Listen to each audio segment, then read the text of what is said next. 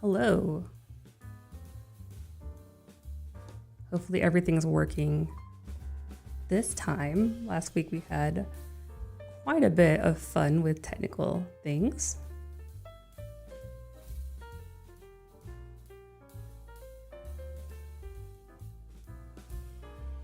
How is everybody doing?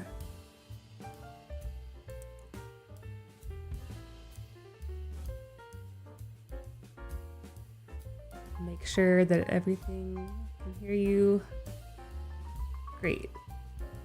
5x5. I haven't heard that one. I have my chat over here. If you see me looking this way, it's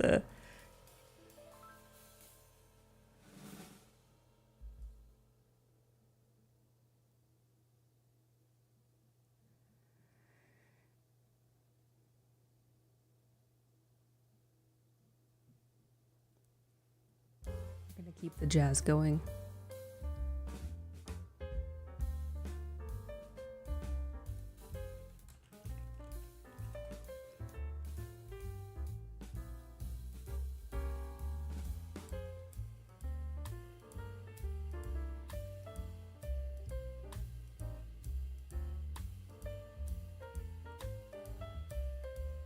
Thank you for attending our live stream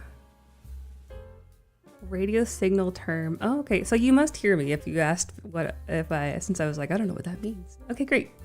Okay. I was once again freaked out that y'all couldn't hear me, but I'm going to take that as a sign to go. So thank you for joining today's live stream. We will be going over our Pecan portfolio tool. On our platform. We have been building it this whole last year, and I am so proud of how it's turned out. We haven't really launched it officially, so we wanted to, actually put out some information on what we're actually doing. Like, imagine that, actually like showing people what we're up to. So thank you for coming today. This will be recorded. If you can't attend the entire thing, feel free to, come back later, watch the recording. We did advertise giveaways for anyone who attends this live stream. If you could, let's see, I was thinking probably the best way to gather who is attending, because we didn't require anyone to register, but if you, let's see, how could we verify this? I will chop out this part of the recording. Send us an email with the at email kelly@pecantrio.com. So it's or Tracy. So my email is up on the screen right here. So here, if you want to email this, Tracy@pecantrio.com with the keyword, or just mention live stream giveaway. And that's probably all I really need to do. I don't think we're going to have a lot of people faking a live stream giveaway. But our live stream giveaway is a special session of we said it in the little flyer that anyone who attends today will be getting a free complimentary consultation. We do these live streams once a week where you have open Q&A, but this is open for anyone to see and review, and not everybody wants their personal information out there. So if you want to go over anything, if you want to go over things in detail, if you want me to look at any offers, if you want me to review any anything engineering based, if you get some weird production statement, if you get some weird tax, whatever you want me to look at, I can look at that for, I think our time slots are between 15 and 20 minutes. And so, and we might open those up longer throughout the holiday season. So we'll see what we're able to offer in terms of free time and free sessions. And we'll set that all up for, how to get stuff to us ahead of time if there's something you want us to review. But go ahead and email either me or Kelly and say that you attended this live stream, and we'll get you a schedule. We'll send you the calendar for you to schedule what works for you. Okay, so as mentioned, today we are doing our portfolio demo. And I'm deciding how best to handle this. So when we designed portfolio, we wanted to make it something that, first of all, we could use. I mean, everything that we've designed from our internal standpoint has been first and foremost to keep the lights on as a company. Like, we are a business. We are having to support 6 salaries, sometimes 7, and then multiple contractors, and plus all the other supporting people who help make this happen. So we do have to keep the lights on. So the first and foremost is to support internal business processes. So our main revenue channel over the last 2 years has been appraisals.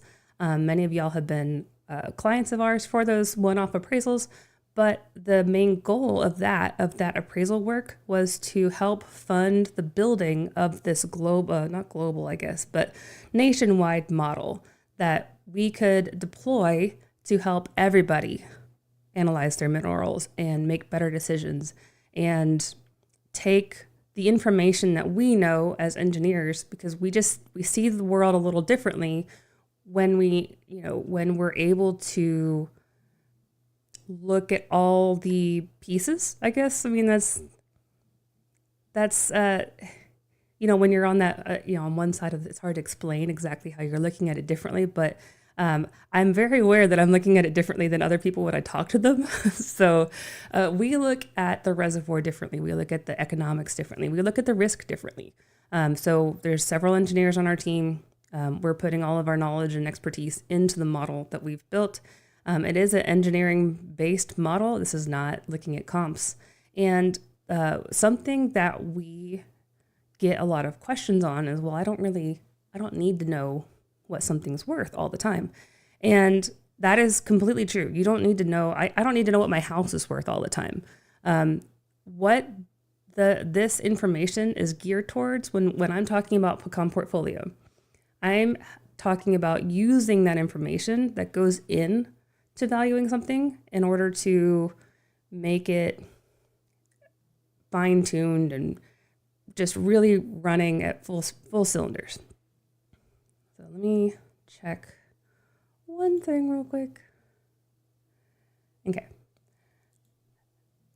So we have the very strong view that if you have all the information, then you are able to make the best decisions. You're not going to get screwed over by someone making a crazy offer that you think isn't crazy and taking it. You aren't going to make a silly leasing decision. You aren't going to make a mix-up in gifting at the wrong time, or maybe selling your minerals at the wrong time, or maybe doing some type of transaction that causes some taxable event that if you'd done something before, you could have organized it in a better way. Maybe you just aren't even considering your minerals as an investment at all, because they're just a thing. It's mailbox money. I can't manage it. It's too hard to manage. But trust me that these are, in fact, investments that you are intentionally holding or intentionally not purchase. This is all intentional. This is all things that you can make better decisions on. It's just a matter of having the right information. And our goal is to put that information in front of as many people as possible. So that's what we're going to look at today. Without further ado, let's actually just jump into the software. And that's always the best way, right? Who am I kidding? Okay. So go to here. All right. So I am here on our demo dashboard. This is for, I'm logged in as Dusty Crude, who is our obviously most favorite client, except for y'all. Y'all are obviously our most favorite client. This is mine because I made them. But so we have the dashboard, and that's the first tab here. When you log in the first time, you get to our homepage, and many of you probably have seen this homepage if you've been to our site before. And this is where you can explore. But once your properties are built in, the dashboard is really the place that is going to become your hub. So this dashboard hub is where we are putting all the things that we think you should know. So if it's something that should be at the top of your interest or something that you want a quick glance at, for example, we have well activity, we have, a variety of sales information. So this is taking the various types of properties that are in this portfolio, and each type of portfolio has a different type of profile to it. So you might have some properties where a buyer would be very interested because there's producing wells and a lot of upside. There's things that would bring more value to it, or it could be something that there is no additional potential. It's producing a bare minimum, and there's a very narrow range to it. So we want to present all the different ranges to you. So this is not only, our Pecan estimate of this is what we think it's worth today, but okay, well, what if you held on to it? What is the high and the low if you held on to it? What is the tax office, or what is the minimum that someone would think this is worth? A lot of times if you're in Texas, ad valorem tax, for example, is looking at just the producing wells. Unsolicited offers, we like to include that one because that's a lot of times the only way people have any idea of what something could be worth is an unsolicited offer they get in the mail. And we want to acknowledge that those are coming to people, but we also want to show that range is going to be very, very large. You're probably going to be on the lower end, and every now and then people send stupid money your way. It's probably going to fall through, but we want to acknowledge that and say, hey, here's the range of your offers randomly going to get in the mail. But if you really were to sit down and negotiate this with the right people, the right experts, you could expect to get this amount at this time. That, however, is what the value is today. And the other thing we want to help people plan for and optimize is, okay, but what about if I sell 6 months from now? What happen? Are we going up? Are we going down? Is this like a buy situation, a hold situation? If I'm going to think about this like an investment, I need to be able to compare it to other investments I have. And our Pecan Insights is another feature of Pecan Portfolio where we take all the information that we're gathering and calculating and equate that to more conventional investment terms. So is this a high growth area? Is this a high income asset? Is this a high risk asset? And then this value wave, which is something we created, is, I guess we created all of this really, but this value wave is saying if you are on the normal trajectory for a property, normally there is a life cycle for each property, like each oil and gas tract or property, where you go from there's nothing that's been developed or explored in that area to something of interest being developed or explored, and there's something here. We're going to start leasing. We're going to start, you're going to start getting offers. You're going to see some activity happening around it. You're going to start hearing chitter chatter. That's the exploration phase.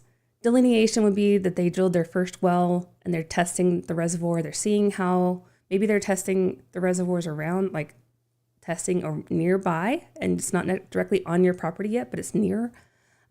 It's coming your way is what delineation is. You're figuring out where the boundary is of the reservoir. And then development is, hey, we have reservoir here. Let's start making this thing produce, and let's get this oil and gas out of the ground. That's the development phase. That's where you start getting into this peak here. And this is where you start getting offers. Honestly, if you're getting offers in the mail, you're probably going up the phase of development, and people are trying to get in before it hits this peak value because no one wants to buy at the top, right? But everybody wants to sell at the top. So if this wave here is tracked value or asset value over time, this is where we expect the peak value to happen, where as much as possible has been developed at the same time. There's limited amount of stuff remaining to be developed, and there's ample amounts of things that are producing. So it is actively generating royalties, and it is actively, starting its decline. Like it's going to go down from there. And then you have exploitation, which is they might be drilling 1 or 2 more wells, but it's mostly been exploited. And then late life is no more wells. You're just kind of like getting the last little bits out of the reservoir. So this is taking all the tracks in this portfolio and rolling it together and letting us know that, okay, this particular portfolio is primarily development focused. And there's probably a lot of activity coming its way, if not already. There's probably a lot of interest in maybe buying and selling that's coming this owner's way. And if you're a mineral manager who's managing these minerals, you're probably having to answer a lot of questions. And you're also probably having to maybe lease outside, surrounding properties. Maybe that's getting a little more complicated as to what to do. So the rest of this is trying to answer those types of questions. So this is something that is unique to us, is that we present both the producing wells and the reservoirs, the 3P value, depending on how familiar you are with oil and gas reserves. We are doing a full reserves analysis behind the scenes. So we have not only the producing reservoirs, but also the non-producing reservoirs and the non-producing reservoirs value.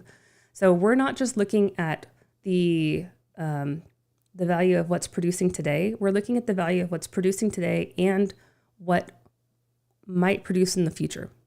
And all of that is very speculative. Yes, we get that a lot, that, hey, this is speculative, nobody knows. But the market values it, and we are experts in figuring out how to value that the same way that the market is valuing it. So we are taking all the reservoirs that are underneath those properties and putting those risk categories to it and the reserves to it, and we will give you that full breakdown. So this, for example, here is the full portfolio's future drilling potential, and we will give you all the details that we have, where, hey, we have 2 different type curves in the Haynesville for this particular portfolio. Here's the cost of the wells. Here's the rate of return. Here's the amount of oil and gas we expect each well to make when the wells are drilled. And we'll go through that for every single formation, every single depth. We go as detailed as Wolfcamp A, B, C. If we feel the need to get more detailed, we will. And then if we feel that area is not significant enough to value, we'll group things more together. So that's on the aggregate dashboard side.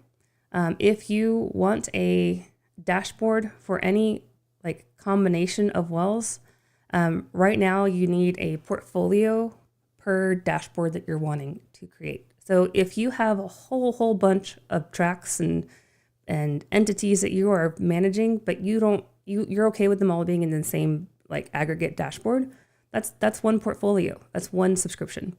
If you have 10 clients and you want them each to have their own dashboard and their own reporting, then that's 10 portfolio subscriptions. So we also have the tracks. One of the biggest questions that we get is, well, how do I get my information into the system? And we play well with others. We have a lot of different ways to get stuff into here. We input shape files. We have I'm very proud of our mapping that we have available. If I go to create a tract, you can this is easier than any other way that I've created and tried to map things over time. So you can just go in here and you can search for a particular, if I go to, we'll go to, Eagleford. You can add a filter. So I just zoomed down to that county. I can add a filter that goes to a certain survey block section.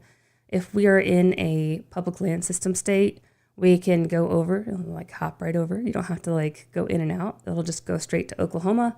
And you can select a county from there, And then you can still go to township and range. See, it switches over right away. It knows that this is a township and range section or county, and it'll zoom you right to the parcel you're trying to look for.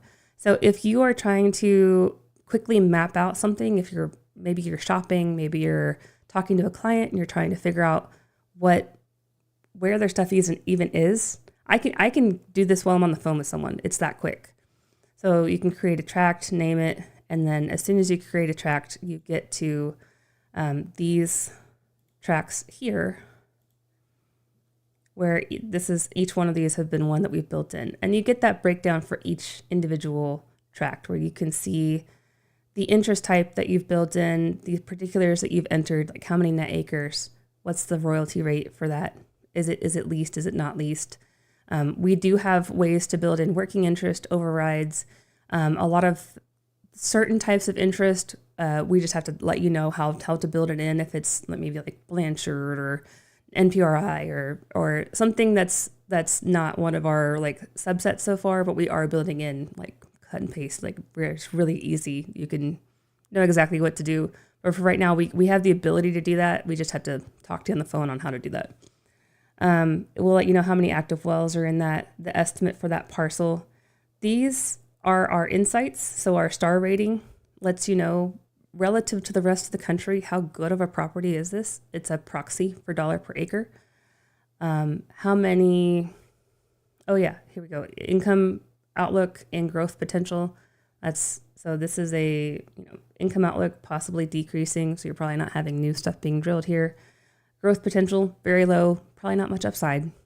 While on the other hand, some of these other ones have a high growth potential and increasing in the short term. So there's probably something happening here where a new well is being drilled. So then, I know I'm going fast, but there's so much I want to show y'all. So this is one of our favorite features is the wells. And we use this all the time for our clients and our appraisals even, where we'll put all our properties in and that will take it and use our underlying units layer to estimate which wells that client is in and like which wells this tract has access to or should be paid on. And so when that happens, we'll go through and let you know all of the individual wells that you should have an interest in. And we also assign a confidence rating to that because there's a lot of very unique situations that happen. We acknowledge that. We can build them in once we know about them, and then once it's built in forever for everybody. But until that point, we just have a confidence level on how things typically are assigned to different units and different status. And we will assign a confidence rating to that. So this is our favorite way to audit if you have the right well set. So if you are if say you are getting paid from Apache or who is, that's probably not the best example, but let's say that you're getting paid by a certain operator and they are sending you a monthly revenue check. You can come in and see what our estimate for your monthly revenue from that operator is and see how it compares. You can also take that well list and see if it's the same well list. And if it's different wells, you might have there's a couple things that might be telling you. It might be telling you that you have the wrong property assigned. Like maybe you actually don't own the east half, you own the west half. Or maybe you had always written it down that you own sections 7 through 14, but really it's just section 7 and it was just a mislabeling or a typo or something. This will help you figure out if you have the right property listings and the right wells and cross-reference them. And then if you find wells that you are like, wait, I don't have an interest in that well. And I'm actually going to go to, I actually know,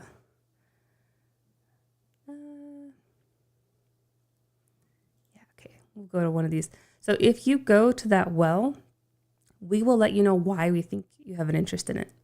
And this is where this is where you can see that we have an automated unit estimating thing in the background here, where this purple is the unit estimate. Now, obviously, we don't think that it is a blobby shaped unit, but is saying that approximately owners on this side of the section will have a higher likelihood than anywhere else in the section. And it will go through and here's your tract and here's this and here's why we think there's an overlap of those two and here's what we think your interest should be based on the stuff you've built into that tract. If you have multiple tracts that overlap, we'll list out each one and each tract's estimated interest in that well, and then we'll add them all up and say, this is what you should be getting paid. Here's how that's all being allocated. Is this what you're seeing? And if it's not, then that means that there's additional work to do. Also, for each and every well in the platform, we will have the information. You can get to the state well files link. You can contact the owner. Currently we have a well database link because they have some free information on how to get to that they offer online for each individual well. They also have a subscription, but they have a lot of free information. And then we will also let you know what the latest production date is, information is. You can take and upload files. You can tag these wells. You'll get alerts when the operator changes. You can if our interest that we're calculating is wrong or slightly off, you can overwrite that with the actual interest that you're getting paid so that all of these calculations are flowing through correctly. And then there's one more feature. So here's the alerts. You can see across the top, we have alerts. You have your file storage. But this last feature is one that we are rolling out very, carefully, but very intently because it's something I'm really excited about. Because one of our barriers to providing the service for as many people as possible is there's only so few engineers that can go around and explain, or even experts in any profession, landmen, CPAs, attorneys. And one of the exciting things is AI and how you can take so much information and tell it how to interpret it and help get that interpretation out to more people. But we wanted to be very intentional, very careful how we rolled this out because there's a lot of junk out there already, and we don't want to add to that. But we also think that we can uniquely add information to those AI training and AI, like have it have the right prompts, have it have the right information. And we have a new analysis section it's live, and anyone that has a dashboard or portfolio subscription today, you can see this. So in our AI analysis, you can actually see a portfolio summary, and you go here and it will show you a purple button. And if you run the AI analysis, it will take all of the information in your portfolio, all the information for all the tracks, all the wells, all the operators, all the insights that we've calculated, all the underlying dollar per acre, upside, value, everything we have, and it will feed that into the AI model, and it will come up with the analysis that we've pre-built.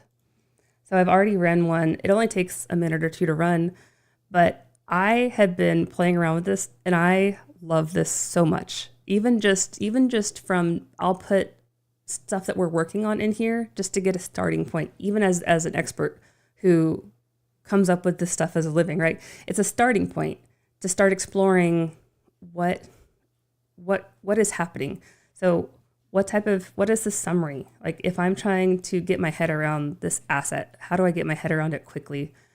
What is the investment profile? And yes, we just rolled this out like I think a week or two ago. It's been something we've been working on, and the next step is putting it into like nice printable things. But I'm just so excited about the opportunity here because you can take this information and help just understand maybe what's happening, maybe seeing more of what's happening. There's just so many pieces of data when you have more than one property, even when you just have one property. And the tract analysis so this is portfolio level. So it will tell you if there's anything happening on any particular tract.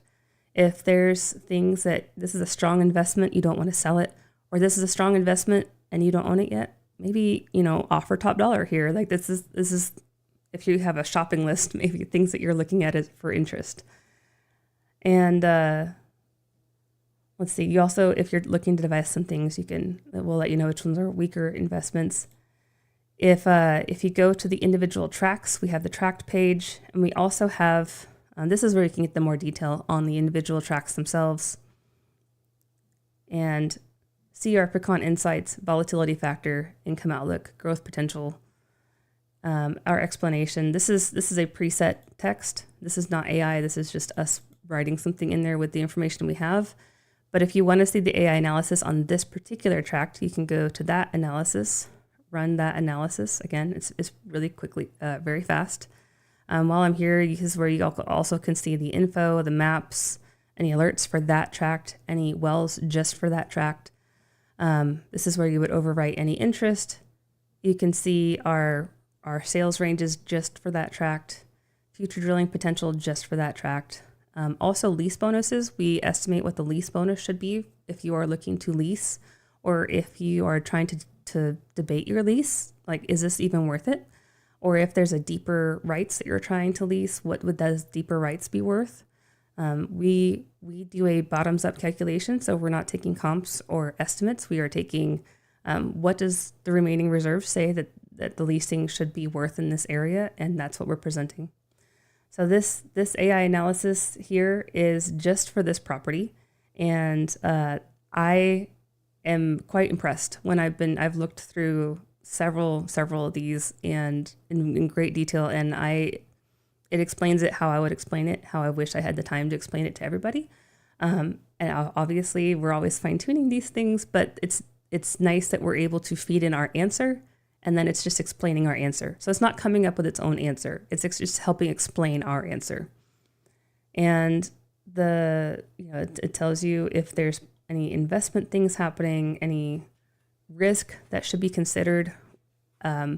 What is the recommendation for an owner looking to sell, for an investor looking to buy, for a mineral manager or advisor who operates this or who manages this for a client? Like, what would you tell your client for this property? And then this is I know I've said I liked all this stuff, but this is also fun. So you have your operator analysis here, where you have Pioneer, Diamondback. Is this a recent M&A? Like, is there like merger and acquisition? Has someone bought this company? Have they bought somebody else? Is this a large operator? Is this a medium, small? Is this just a little mom and pop? Like, this helps you get a feel for what the chances are that this person is actually going to be drilling. What is the chances that this person actually is operating it today?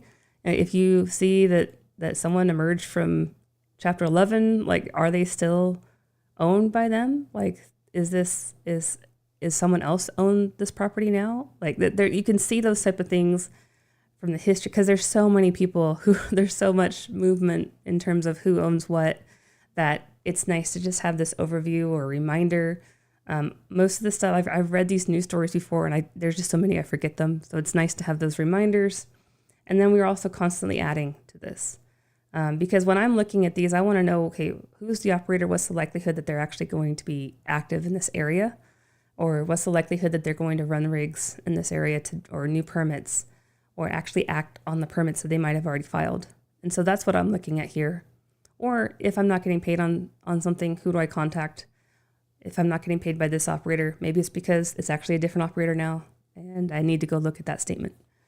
So that is the summary of Pecan portfolio. Now, if you already have a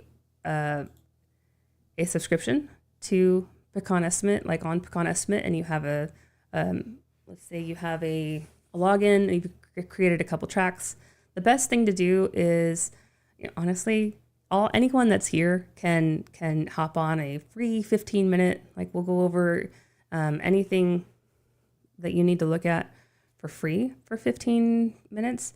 But also, if you want a demo that looks at your properties and looks at your use case, and maybe you have something unique that you're trying to figure out how to do, we can always hop on the phone to help you understand how we could help assist with that. We're really flexible in how we can work with people.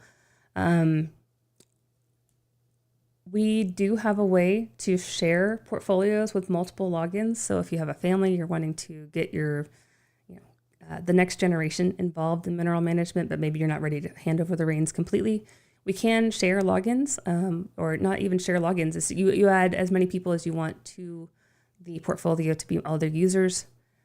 The additionally, let's see. In terms of cost, right now, I mean, I'm a little hesitant to put cost into a video because a lot of times this ends up being something I want to keep online for a while, and costs are always changing because we are constantly adding features, and we do scale things to what makes the most sense. But every time we add a feature, we kind of sometimes we'll fold it in, and sometimes we'll offer it as another thing, something that people can purchase. So right now, this is running for $500 a month or $6,000 a year. You can purchase monthly. It is higher if you only commit to 1 month, but that is if you're just wanting to run your stuff through once. This is a one-time thing. We do offer a monthly for that exact purpose. If you're buying and selling lots of things, or you're just wanting to tinker around with stuff, a lot of times having a flex account, which is what we call a flex account, where you have one portfolio, you just add stuff, remove stuff. Maybe it's like kind of like a sandbox where you can use our tools as much as needed, and it's just a flat fee for the whole year for as much as you want to use it. Or if you just want month by month, you can just commit to just 1 month. So that is, I think that's the bulk of it. We are now going to transition to our office hours, and also take questions. So it is a combined office hours and portfolio Q&A session. And I have not seen any chat this entire time, and now I'm getting worried again. But if you have questions on the product, if you would like to really ask any question, whether it's oil and gas related, product related, company related, any of our engineers or technical folks we have, if you have a question for them, I think a lot of them are watching, but let's see. I also, I was in demo mode.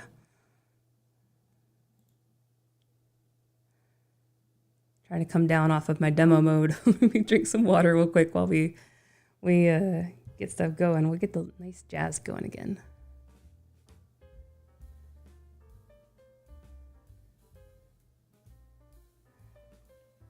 So I did start up a puppy cam, which some of y'all might have seen in the very beginning, but then she left. She left my room. So there's no point in me having my puppy cam up anymore.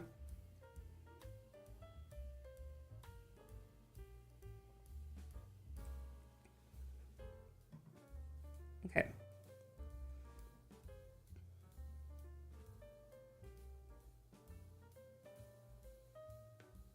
Aha, great. How would you use this tool for ad valorem tax protests? So that is upcoming, or some of y'all might have already been part of that, where, yep. Okay.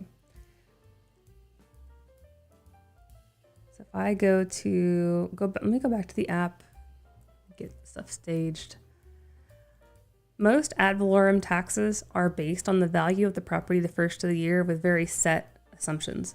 So there is often a set of rules that the county is following. Now these are for counties that charge an ad valorem tax. If you're not in a state where ad valorem is being assessed, then you don't have to worry about this. But the ad valorem is like a property tax.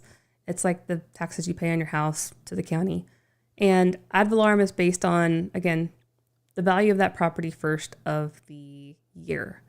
And then they apply a certain calculation from there.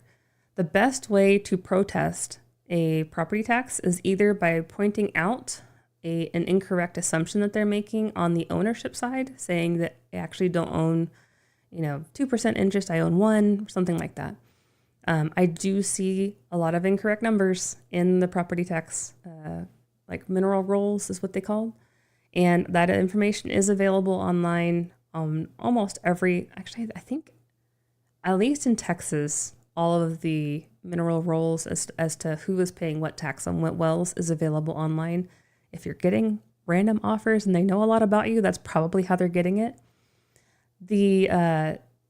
So that the first way is to protest the amount that they're saying you own. But if they're saying that you own the correct amount, but it's worth way more than you think it is, the next thing is actually to do a file that you're going to protest it. But before that protest even happens, have an expert talk to the county assessor and have them point out the things that are technically different. Like maybe there was the very technical things are the easiest things to point to and say, like, this is too high of a decline. This EUR is way too high. Like, this recovery is unrealistic for this area. And before it actually gets to the approve, deny part of it, you want to have them modify it ahead of time. So that is where you could take our valuation and, as of the first of the year, run a particular tract through our, let's go to,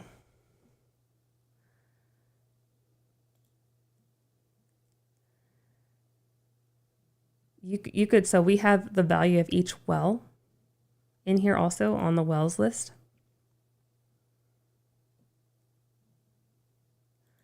I'm going to switch to a slightly different view that has estimated well value here. And this is our estimated well value based on a variety of factors. So if we have declined this well and done an actual engineering analysis on this well, which we have about 200 to 300,000 wells that we have done that on, then it will be using our analysis. If it's not one that we've done that analysis on, then we have a kind of priority list of assumptions that it will run through, and it's how we're calculating what individual wells are worth. A large part of that is a multiplier, but it is using a multiplier that is unique to us. Like, we have a very specific formula that we're using that we have fine-tuned to match our when we do our analysis on it, it matches very closely. And so that is the multipliers that we're using. And it's also unique to the type of well and the age of the well and type of decline that well is expected to see. So we have all the values. And so as of the first of the year, you could come in here and print out all the values and print out all your tracked values and then compare it to the property valuations that come out for that year. So this would be first of 2026. If you need something historically, right now, that is a custom report. We are also going to be coming out with more tools in our analysis section. For example, right now you can see listed by operator, like how much overall, like if you wanted an operator report. And so we'll probably be coming out with more tools for ad valorem tax and other tax situations, but this is how you'd handle it right now. Okay, and now I did have some other questions. So I received through email. Oh, you know what? Y'all couldn't see this the entire time, could you? Well, can't win them all. So I was showing on our tracks and on our wells, you have the well values. So we have the estimated, I'll show it one more quick time. So estimated well value right here. Okay.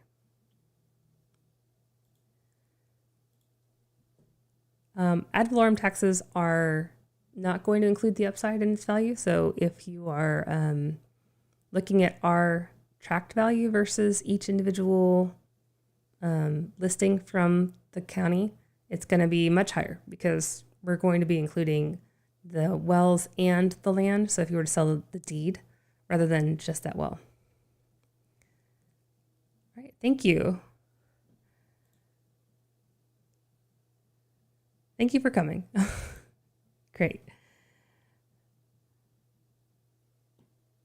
Okay, let me pull up.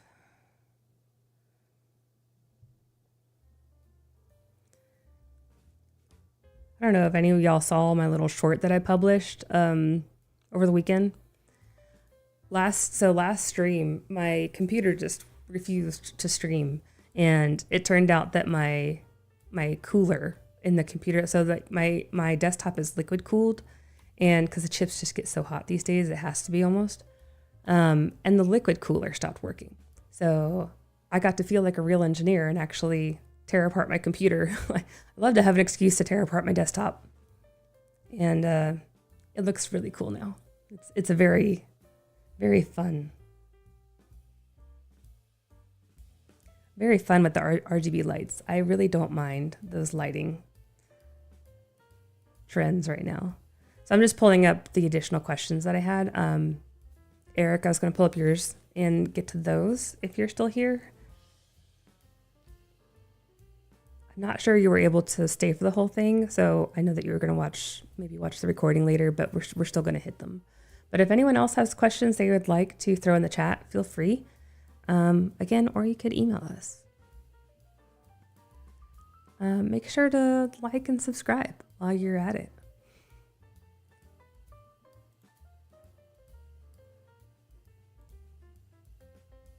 Great, y'all have emailed us that you were in the online giveaway. Yep, great. Okay, so again, if you're oh hey Eric, you're still here. Great. So if you are here, I would count it. If anyone else is here and would like to be thrown in to the live giveaway setting where you get a free 15-minute session for me to review anything you want me to look at, we can talk about your portfolio. We can look at an offer you're getting, whatever you want to look at. That is today's giveaway. We're going to have more giveaways throughout the holiday season, so if you'll make sure to subscribe and pay attention to what we're putting out, because we're still coming up with what some of the giveaways are going to be. And feel free to suggest anything if you have anything.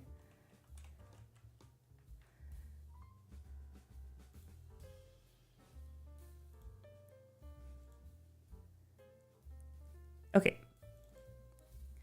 So, Eric, I liked your questions, and there was a reason I wanted to handle them on the live stream. So I'm just going to read the question, and we're going to go from there, because I don't have like a nice place to paste them today.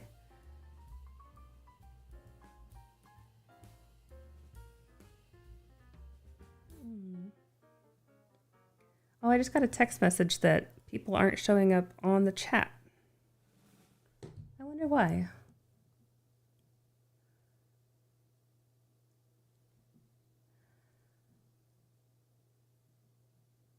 If you are watching this and your chat isn't showing up, I'm trying something new that might have affected the live stream. So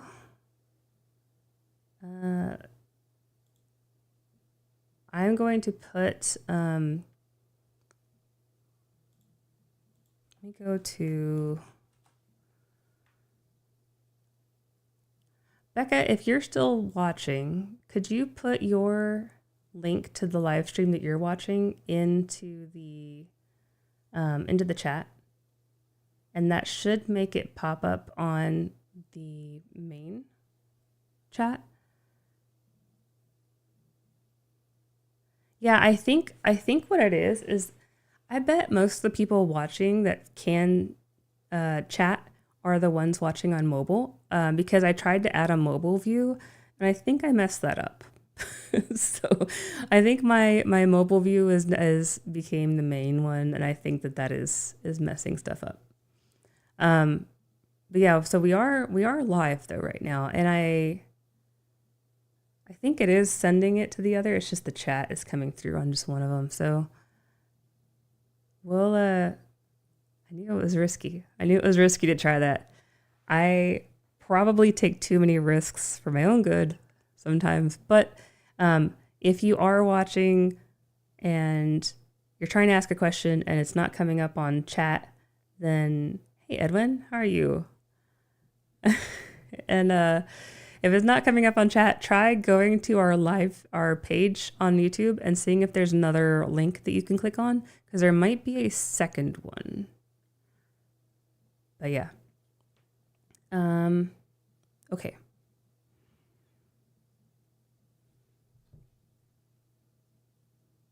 And that is where our regulars are, apparently, in the regular. We have, so if this is your first time coming to our live stream, we do a weekly noon on Tuesdays live stream, and there's a group of regulars, our little classmates, lovingly call them, and I don't see any of them. I was wondering, I thought it was weird, but I also knew that this was kind of like a weird chat, like because it's our weird session, because we started off with the portfolio demo, and I thought maybe they just really didn't want to watch the demo. But great. Okay, so sorry about that. We will eventually get all the things. I did get it to where my camera doesn't shake when I like shake the table anymore. My microphone has a dampener on it, so I don't pick up the PC fans. So Edwin, I'm gonna put up I'll put up this entire thing as the live demo as a standalone video. So that was part of the idea, was to do it ahead of time. We wanted to do it live so we could take questions, but at the same time, I wanted to have something that we could send people and post places to explain what portfolio does and what it can do. So I'll post it on the channel. It'll be available. Now I'm curious what else is going out.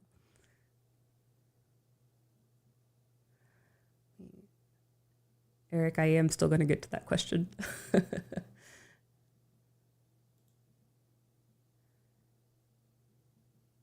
Okay, so let's get to the question. So the first question is, how does portfolio count for net mineral acres versus net royalty acres? And the background on this question says that he was told by the head of land at insert company here that net royalty acres was something that engineers and buyers came up with to value minerals on producing. But that NRA leaves out the non-producing. If you're buying and selling minerals, you're buying and selling everything in the rock, not just some number derived from a formula using revenue statements. So, okay. This sounds like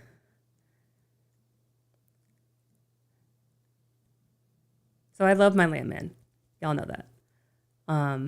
But you know when you get someone asking a question and you're like, oh, that's just that. Don't worry about it. It's just, you don't trust that number. Like and they say something mostly true, but like it's not entirely. That's kind of where I see this question. So net mineral acres versus net royalty acres, just to get everybody up to speed. Net mineral acres is if you own like shares in a stock, and say I have my favorite examples. If you own shares of Google, you don't own a closet of Google, or like a little portion of a mouse pad on a desk. You own a little bit of everything that Google has. And in the same way, when you own an undivided interest in an oil and gas property, which is how a lot of them are worded, you own a little bit or some amount of all that's described, but maybe not all of it.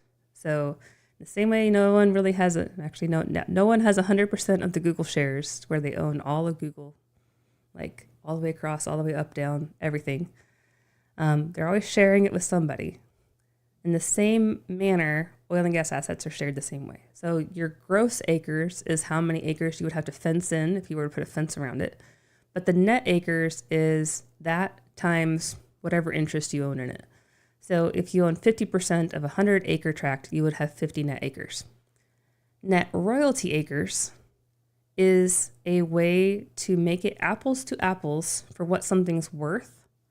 If you're trying to put a value that is like dollar per square foot, but the same, like that idea, but for oil and gas. The underlying footprint of a lot of these areas are easier to come up with a net royalty acre, like of what a footprint looks like in that area, where you say, hey, I don't know what someone owns, but if they owned it here, I would pay this amount per unit. And that unit that has been standardized-ish is a net royalty acre. The reason that net royalty acres were selected was because you can figure out the royalty acres if you know how much someone's getting paid from their statement, because they have a decimal on how much they're getting paid in that well. And if you combine that with the well's unit. So if they're getting paid 0.01 on a well, and that well has a 100-acre unit, then you can combine those two things together to come up with how many net acres they have in that unit.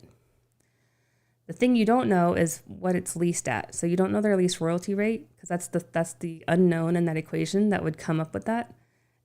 If you knew what it was leased at, then you could also get to like that final number of net mineral acres. But because we don't know what it's leased at, you have to just assume something. And if you assume too high or too low, it will just kind of adjust that other number. So to say that another way, if you have one net mineral acre, or you own one share of this property, and it's leased at 25%, like you're getting 25 cents on the dollar for every drop of oil that's produced, I wouldn't know that unless I happen to have access to that lease that you have. It's a contract that you have with the operator.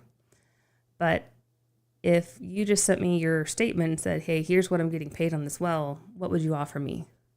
All I have access to is what you're getting paid on that well.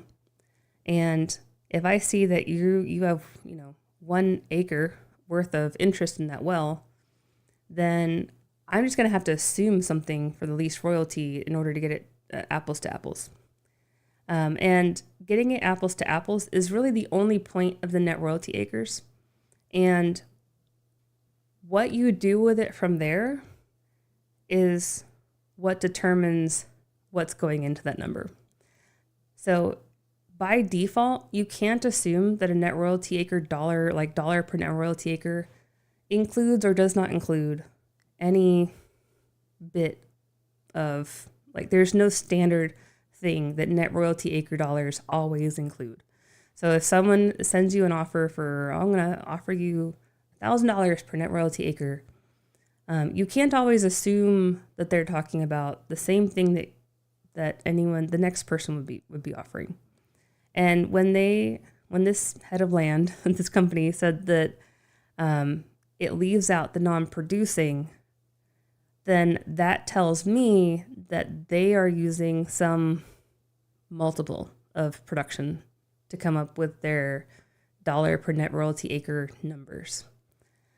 If you are using, so if I'm applying a certain dollar, if I'm converting this interest to net royalty acre for a reason, and it's so that I can apply my unit of measure to that acreage to come up with the value, then it really depends on what I came up with. Am I only including the royalty value, or am I including everything? And so that's telling me that they're only including the producing value, but that doesn't mean that everybody is. For that particular calculation, that's how they're doing it.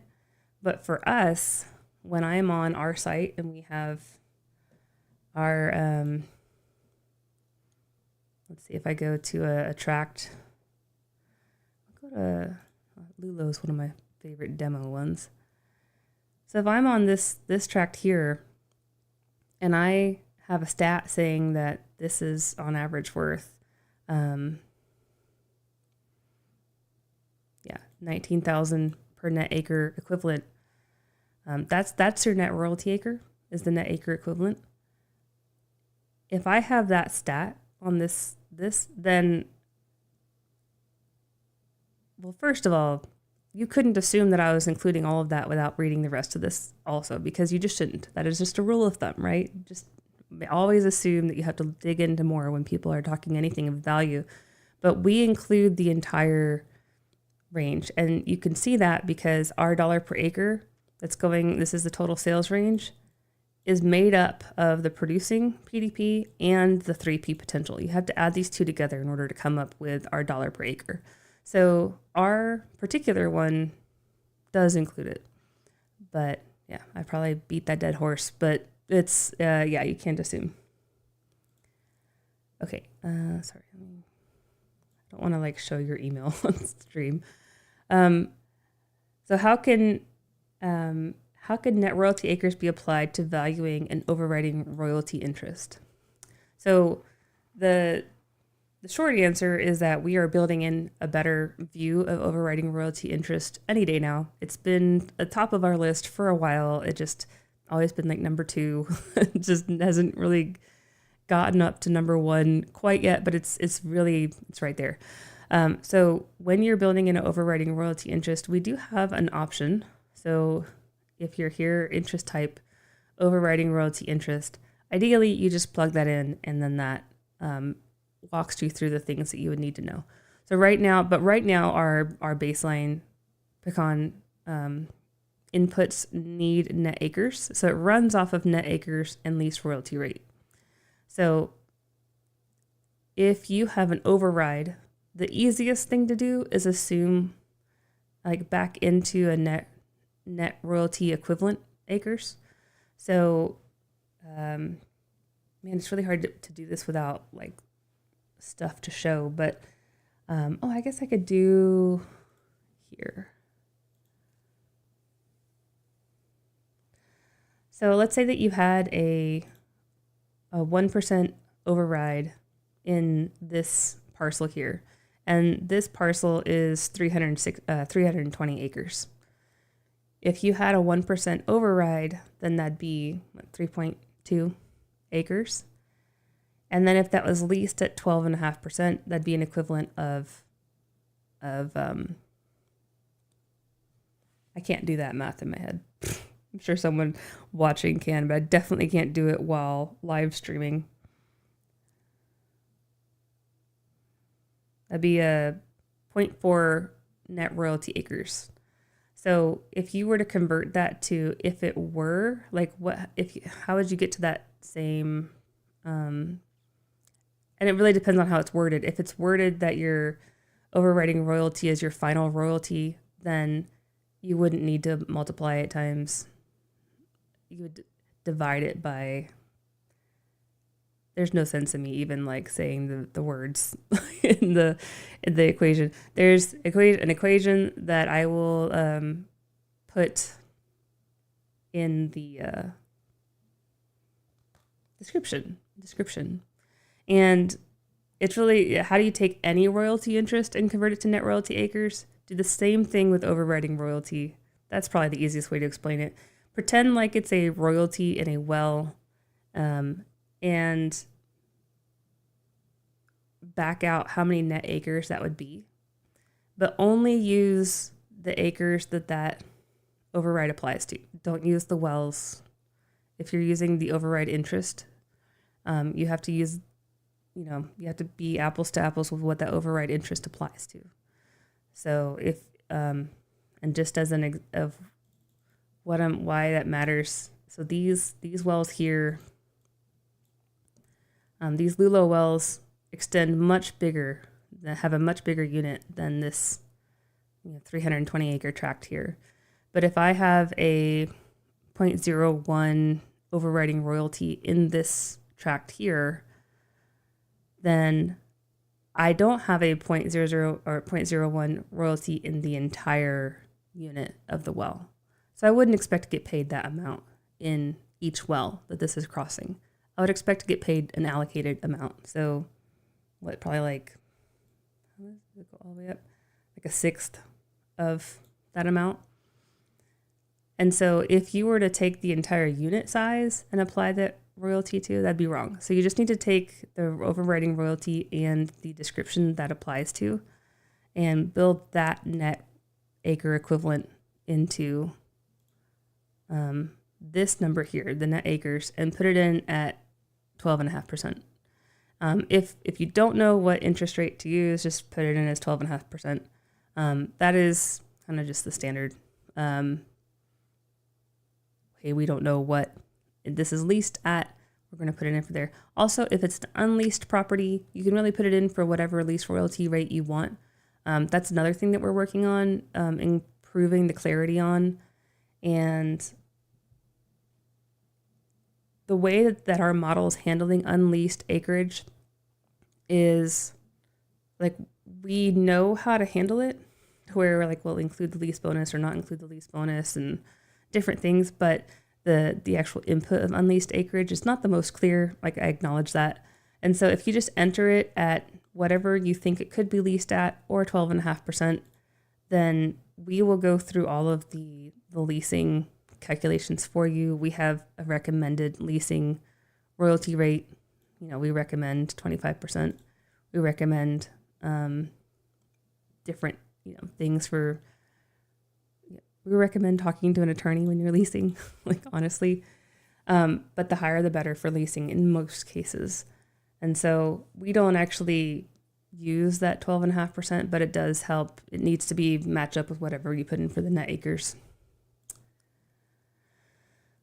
So once it's built in for there, though, we do have some other things where if it's overriding royalty and you're on the homepage, it should take off the lease bonus, for example. Overriding royalty doesn't get lease bonuses. So there's also a risk factor that we're going to be building in for how, like, the chances of your interest being washed out or expired if you have an overriding royalty, or that's the biggest thing with overriding royalties, is that they are tied to the lease, and the lease can come and go. And so if you have an override of a contract and that contract is negated, then you don't have an override anymore, because you have an override in something that no longer exists. And that's the biggest problem with overrides, is that there's that risk that they'll either be somehow voided or that they already have been voided. And so building in that chance of the risk, or that it, letting you know, hey, this might already be voided, or, like the official term for it, that you might not have interest in this actually anymore. It's not worth anything. We'll just put it that way.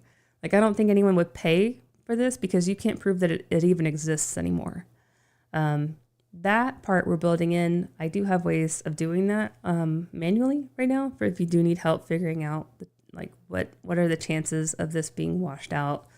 Washed out meaning sometimes there is a strategy where if you don't want to have to pay additional owners, you can kind of like wash clean that lease and release from the mineral interest owners directly, and then you won't have all those prior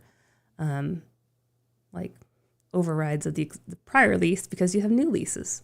So that's what can happen there. Okay. There was another question in another email. Again, if y'all have, hi Martha, I get on to chatting. How are you? Glad you found us. I think Mary and Alice are stuck in the other chat. I already apologized, and I'm apologizing again. We miss y'all. We love y'all. I'm curious if Fred is also stuck in the other chat. Hi, Fred, if you're here.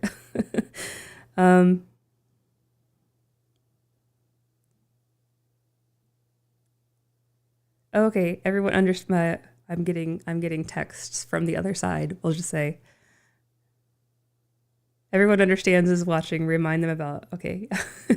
Okay, if you're watching this, make sure to email me and let me know that you were watching this, and we are offering a free giveaway for anyone watching this live, that you can get a free session where we can go over anything you need to go over. So if you have a question, we can go over your individual question. This is all like confidential. to where you don't have to ask something live. And maybe that's why my chat's quiet today. Y'all don't have to ask questions. All of y'all are getting free questions. I figured it out. Okay. But yes, everyone here gets a free session where they can ask those questions. We'll be emailing a link to schedule that coming up. And then also coming up, if you are watching the replay of this, then make sure to keep following for more things, because we'll be coming out with more additional time slots, more additional giveaways, little freebies. We're trying to come up with more, or not come up with more. We know what we want to do. We're trying to actually get those things done before Christmas comes, because, oh my gosh, it comes so quickly when you're especially a parent. How is it the 16th already? I don't know. Yeah, so let's see. Also, make sure to like this live stream. That helps get it out there into the wild more to other people. It's also free. So, okay, let me pull up the other. There was another question I saw that I really wanted to handle.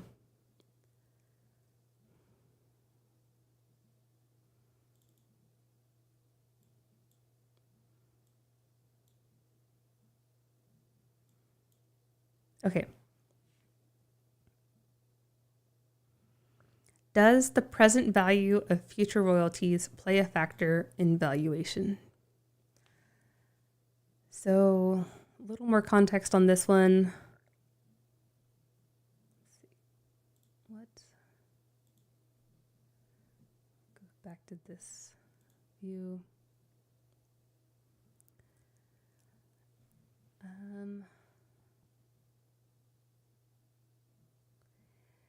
Okay. So the present value of these future royalties is honestly all we're including in a valuation, because we are presenting what is the today's market value. And so we are presenting all the things that will go into what someone would pay for something today. And so that's the same way that you would look at any other investment or any other, like a house or any other type of annuity or transaction that's going to happen over time. Yes, there's going to be a sum of payments. So like, let's say that you're looking at the value of a loan, that maybe you're making a loan to a bank, or vice versa. A bank is loaning money to you, and they were to say, here's the amount of money that you're going to pay us over the life of this loan, this 30-year mortgage, we'll say. That is one value. That's the future value, is all the principal and interest that you're going to be paying them over the course of the loan. There's also the interest that they're going to be making. So that interest by itself could be looked at as additional money, but that's all happening over time. So they aren't getting that all up front. And that's why they're showing, that's why you're doing it in the first place, right? That it's worth, you're willing to pay more for it over time than you're able to pay or wanting to pay today, because there's other stuff you want to do with that money, or other stuff you have to do with that money. And that has value in itself. So money today is worth more than money tomorrow. And that's the idea behind present value and future value. So present value is, if I had that money today, what is it worth, right? If I had the opportunity to spend money today, where would I use it? Like, it's all in today's dollars if we're talking present value. And if we're talking future dollars, well, tomorrow's a different day. So if I get a royalty check 5 years from now of $1 million, I would not pay someone $1 million today for the right to get that check in 5 years. Why? I think a lot of us can intuitively know that wouldn't be the case. Like, if you knew that you'd be getting $1 million 5 years from now, how much would you pay someone for that? Because you wouldn't want to pay them $1 million for that opportunity, because then you just pay them $1 million now to get $1 million later. And that, we know that doesn't make sense, right? But intuitively, we know that doesn't make sense, because if I paid you $1 million now, to get $1 million later, I'd be out $1 million until I got it later, right? Like, what would I do in that time? I'd be losing money. And that right there is the discount rate. So we talk about like taking something from future dollars to present dollars, that concept of, but what about until then? Like, right? What if you go out of business? What if you can't pay me back? What if the market crashes? What if the dollar, is tremendously undervalued at the time? Like, what if all the things between now and then, first of all? And second of all, I could be doing so many other things with that money. Those two things combined are why we have to take future dollars and convert it to present dollars. Everything that we present on our site is a present dollar situation. The only thing I would say that might not be, and I'm getting really nitpicky, this is like me being like the engineer, can't help myself, is on our, if I go to, if I go to this risk adjusted sales range, we have a present value of future royalties. This is probably the closest thing that we have to, of what the future value could be. But really, this is more looking at if risk didn't happen, like it's more taking half of that equation out where you're saying if risk it wasn't a thing and we knew exactly what could happen and it was the high end, then that's what the number would be. But we're still converting it to present dollars. So that's probably the closest thing we have to it. But everything here is saying, what would someone pay today in today's dollars for this asset? So like for this particular one, for example, it's producing dollars or of value, $1,000 a month.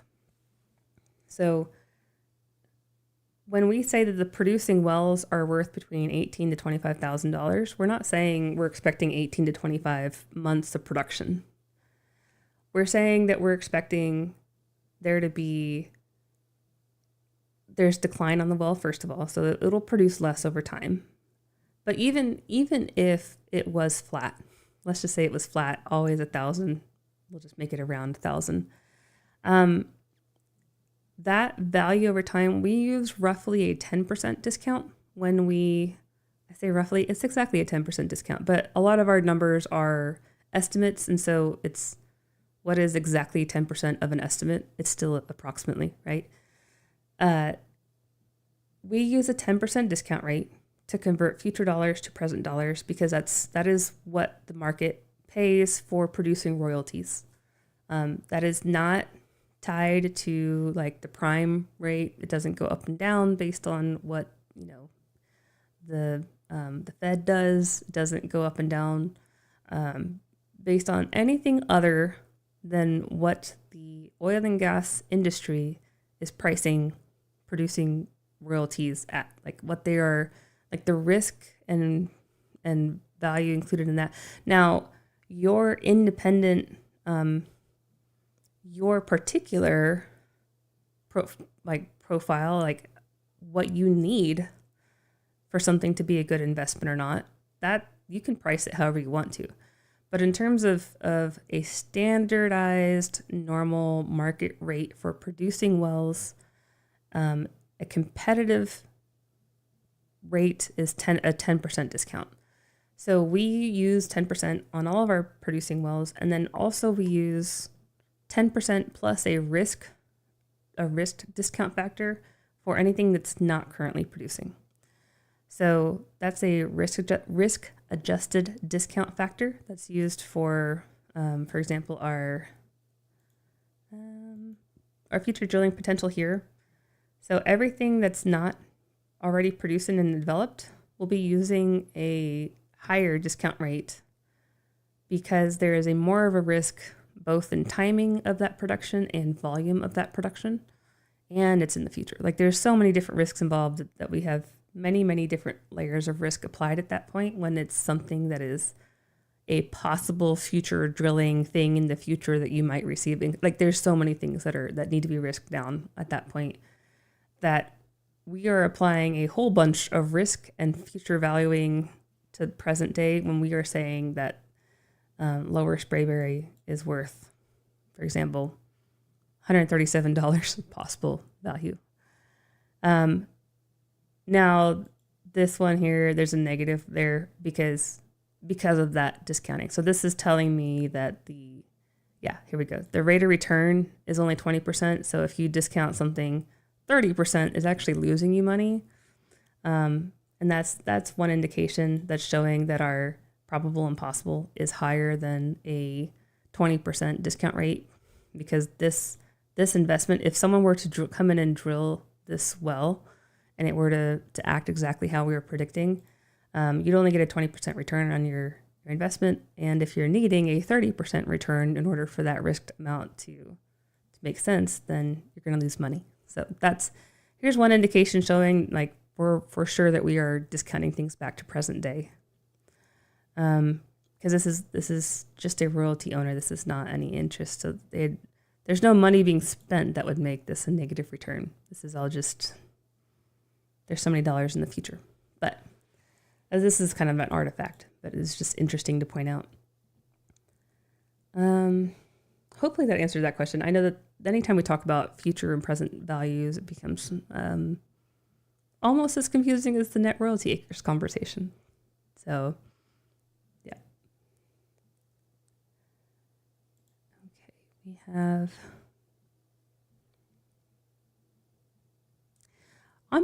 so on pricing, I wanted to handle this question.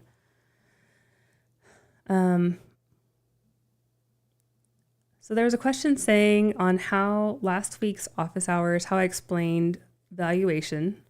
And I think at this point, it was a couple weeks ago, based on when I got this, when I got this question. Sorry, I was making sure that the other chat wasn't asking things. Now, okay. On pricing,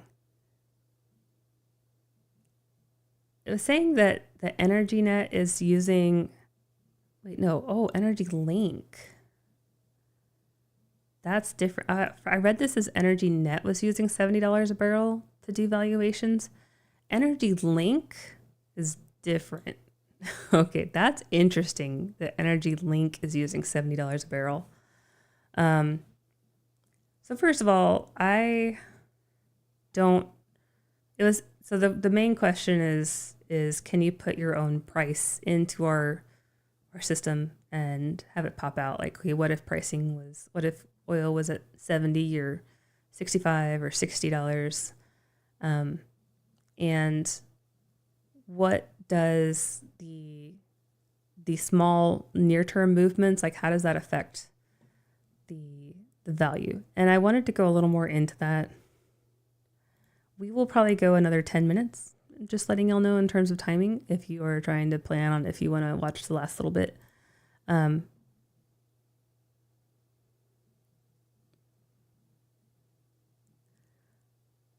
So what I did is I just went down to our methodology page, and this is on the very bottom. You can see this methodology. If you ever want to see like what I'm looking at here, and on the methodology page, we'll let you know what our current pricing that's running through the model is. And I just noticed this actually needs to be updated to December because we have December numbers running through right now. But this, for example, shows that on November 3rd of 2025, oil was $61 and gas was $4.27. So this is West Texas Intermediate and Henry Hub at those two spots. These numbers are highlighted only as a reference point, but the entire curve, like the forward curve, is being included. And the reason that I don't come up with my own number or run a flat number through it is because that's already being included. All of that speculation into the future is being included in the current forward curve that is running through. And the next 5 years, 5 to 7 years is all that that's the most influential part of the curve in terms of what something's worth today. And so as long as this window here, if it looks flat, that is because the market is expecting flat. There's been times where you have maybe it's up at 61, but it's expected to go down.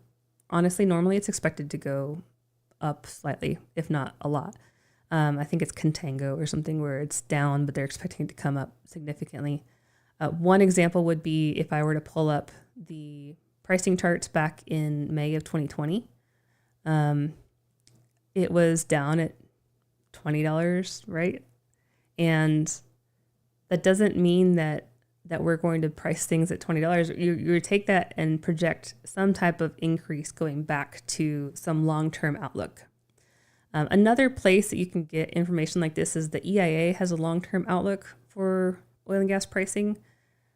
I don't think that's the most useful for market values. However, if you're trying to,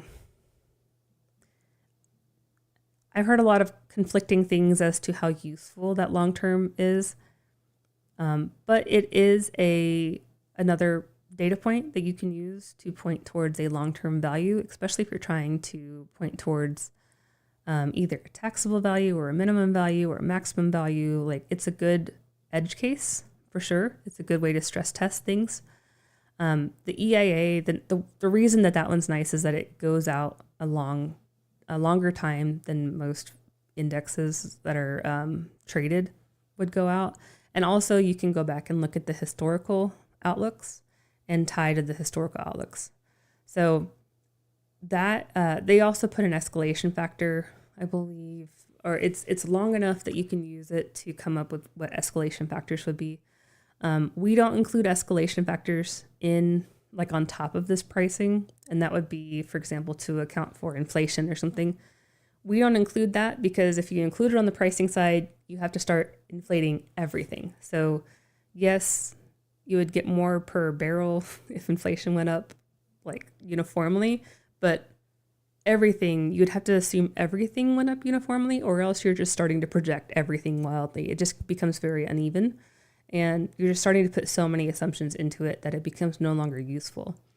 And if there's anything that we know is that nobody knows what pricing is going to do. If you were to poll any engineer, I think every single year that this study has been done, Society of Petroleum Evaluation Engineers always does a poll of what's being used for future commodity prices, and it always goes up, just always. And that is a key indicator that we're always going to be wrong, because it does not always go up. And we don't know when that's going to happen, but we just know that there's always going to be something that impacts that. And that is the best of our ability, is to take this blended future pricing, apply all of the local economics to it that we can, because this is more of like the global pricing. Like, apply your regional market pricing, apply your like types of wells that you're looking at, apply the component mix, like how good of oil is it, how rich of a gas is it, and take those unique market factors and just put a range on it, because we know there's going to be a range. So that's what we're trying to present. When you see month over month changes, like big swings, the most likely thing is that we have changed the underlying assumptions in the model, and there's probably a large amount of upside in the area that you're in, and upside being the things that haven't been drilled yet.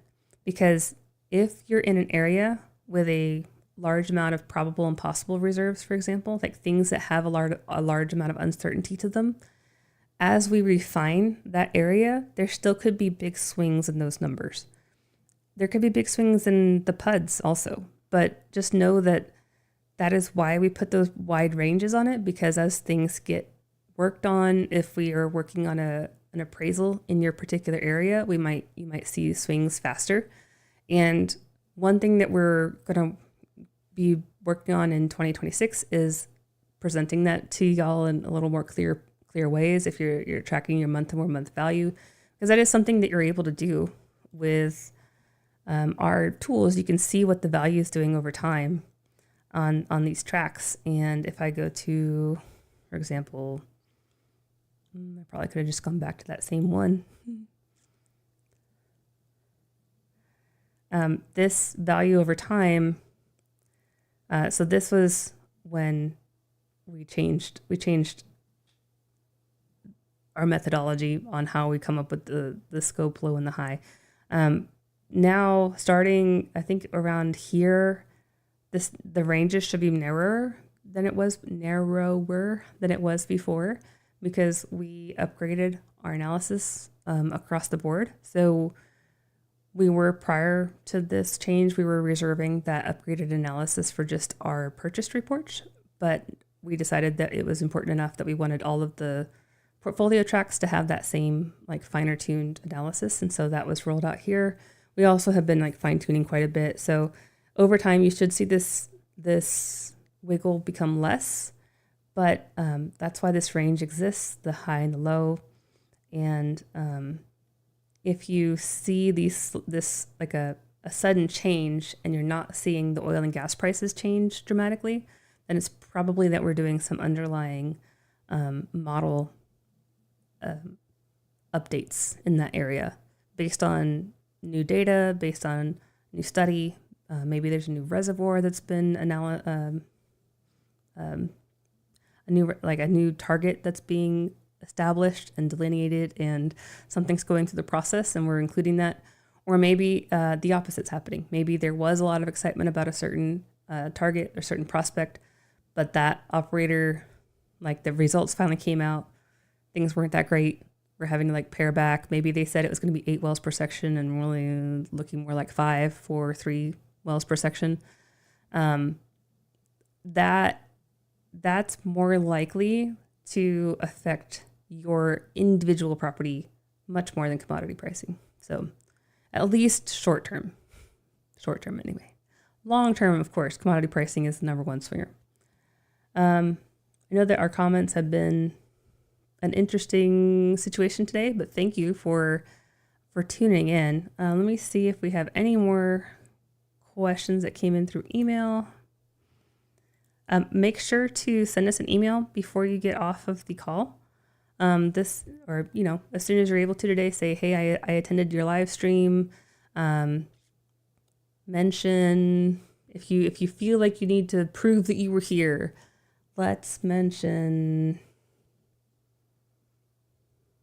what term should we use?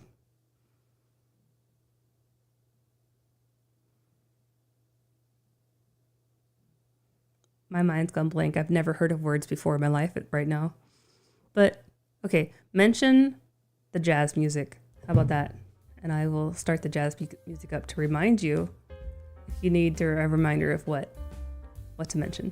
So yeah, make sure to email us. Let us know you're here. We'll get you scheduled for something. Let's see what else.